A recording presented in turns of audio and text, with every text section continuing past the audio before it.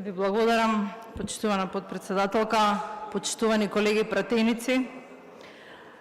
Колега Јован, воедно се согласувам со вас, а тоа дека темата за која што денес зборуваме е на дневен ред е особено важна. И за мене како наставник кој што доаѓа од основното образование, сметам дека овие предложени измени не создаваат и не продлабочуваат проблеми и напротив, ниту па значат понижување и манипулирање на наставниците и учениците. Неколку пати го поставувавте прашањето и ние неколку пати го одговаравме дека оптимизацијата не значи укинување на работните места, туку напротив значи поквалитетно образование.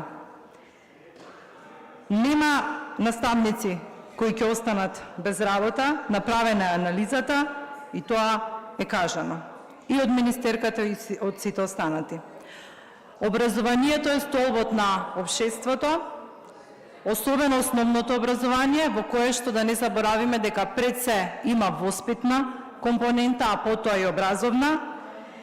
И тука не би ги поделила наставниците на подобни и неподобни, значи нема наставник подобен и неподобен, туку буквално секој еден наставник е заслужен за почит, е вреден, исто како и секој ученик во Република Македонија.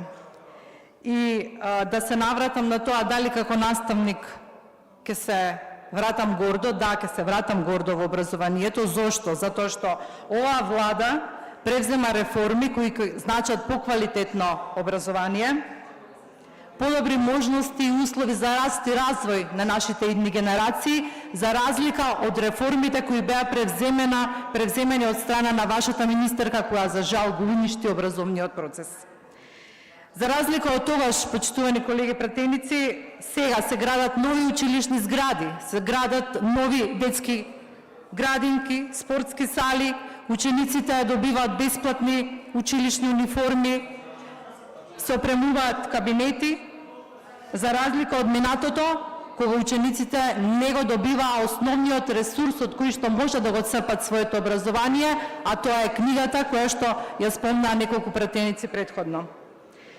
Важна ни е иднината на нашите ученици, важна е иднината и на нашите наставници, затоа имаше и покачување на платите.